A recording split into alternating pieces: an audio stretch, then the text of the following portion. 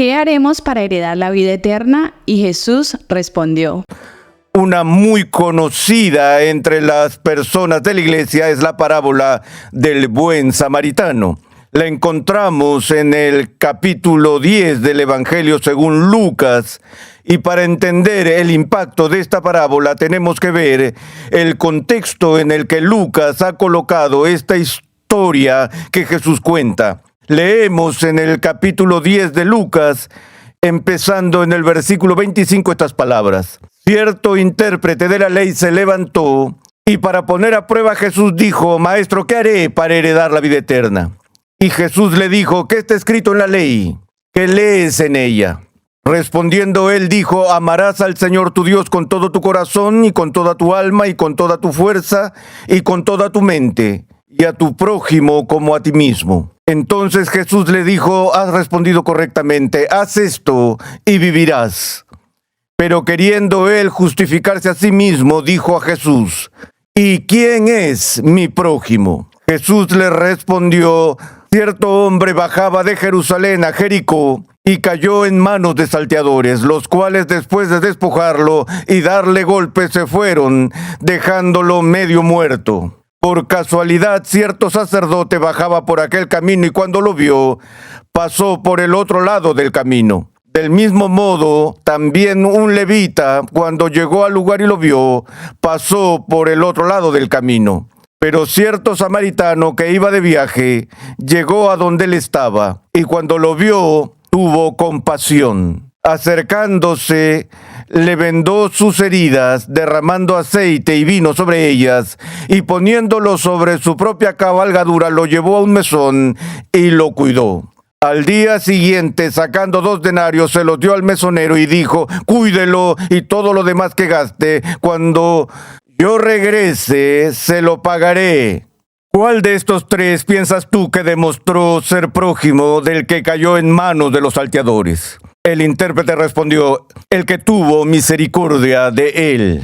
Ve y haz tú lo mismo, le dijo Jesús. El contexto en el que tenemos la parábola del buen samaritano es en el contexto de un breve interrogatorio que es provocado por este abogado que viene a Jesús, y Lucas nos dice que su propósito de hacerle preguntas a Jesús no era porque estuviera buscando genuinamente sabiduría del Señor, sino que su propósito era poner a prueba a Jesús. Entonces fue a decirle: Maestro, ¿qué haré para heredar la vida eterna? Y Jesús, sabiendo que este hombre era abogado, le dijo: bueno, ¿qué está escrito en la ley? Como abogado en Israel se suponía que era un maestro de la ley del Antiguo Testamento. Así que Jesús lo puso a prueba a él y le dijo: si eres un abogado que practica con dominio la ley bíblica, ¿qué dice la ley que tienes que hacer para heredar la vida eterna? El abogado responde recitando el gran mandamiento. Él dijo: amarás al Señor tu Dios con todo tu corazón y con toda tu alma y con toda tu fuerza y con toda tu mente. Y creo que simplemente añadió esta postdata final no científica: y a tu prójimo como a ti mismo. Evidentemente, él había memorizado el gran mandamiento como todo estudiante de la ley lo había hecho en la antigüedad, por lo que no era una gran prueba responder a esta pregunta de Jesús. Le dio la respuesta correcta. Entonces Jesús le dijo: has respondido correctamente, haz esto y vivirás. Así que Jesús está ofreciendo la promesa de la vida eterna en este punto a una persona que todo lo que tenía que hacer era guardar el gran mandamiento o guardar la ley de Dios. Por supuesto, Jesús sabía que personas como los fariseos y personas como este escriba o abogado eran personas que pensaban que hacían un trabajo excelente al guardar la ley y que al guardar la ley merecerían podían entrar en el reino de Dios. Sabemos también por la enseñanza de Jesús en otros pasajes que él estaba tratando de hacer que la gente viera que si realmente entendían la ley los conduciría a otra vía de salvación que no fuera tratando de abrirse camino hacia el cielo por sus propias buenas obras, porque lo que la ley hace es exponer nuestro pecado y nuestra necesidad si la examinamos correctamente. Siempre he dicho que no es casualidad que los dos reformadores magisteriales más grandes de la Reforma del siglo XVI hayan sido estudiantes diligentes de la ley, Lutero y Calvino. Ambos tenían entrenamiento en la ley y el estudiar la ley de Dios los condujo al Evangelio, porque la ley los dejó en desesperación. Pero no había tal experiencia en el corazón de este abogado. Él asumió que estaba guardando el gran mandamiento y Jesús dijo: adelante, si lo guardas vivirás, no tienes nada de qué preocuparte. Pero el abogado no había terminado con Jesús. Quiere indagar un poco más el asunto. ¿Saben? Es interesante cuando estamos en discusiones de teología y debatiendo ciertos temas que una de las respuestas estándar que recibimos de la gente es: bueno, ¿qué quieres decir con esto? Bueno, define tus conceptos.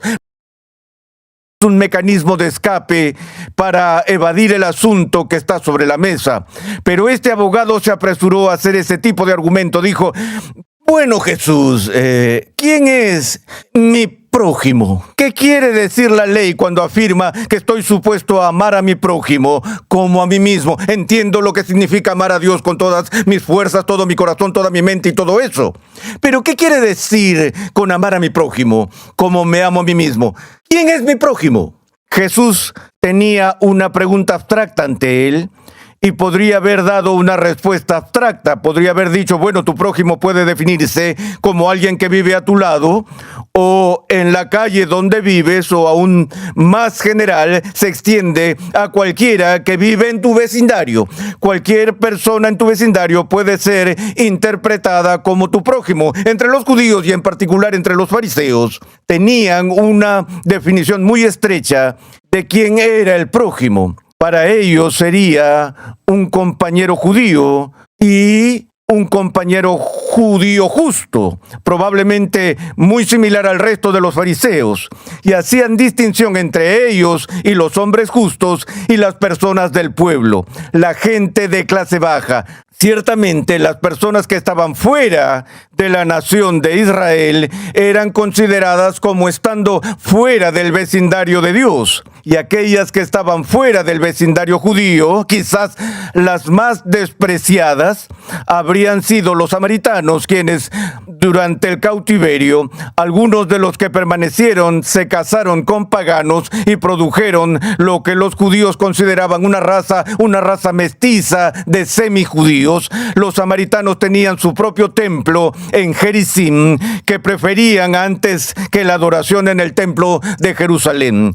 Como recuerdan a Jesús conversando con la mujer de Sicar o la mujer en el pozo. Además, cuando los judíos regresaron del cautiverio y trataron de reconstruir el templo, los samaritanos los hostigaron arrojando cerdos muertos al área de construcción, acto que contaminaría y profanaría la Tierra Santa, y tendrían que pasar por un par de semanas de resantificación y detener la construcción mientras lidiaban con todo ese acoso por parte de los samaritanos. Así que había muy mala relación entre los judíos y los samaritanos. Si te gustó este video, déjame saber en los comentarios. Que Dios te bendiga.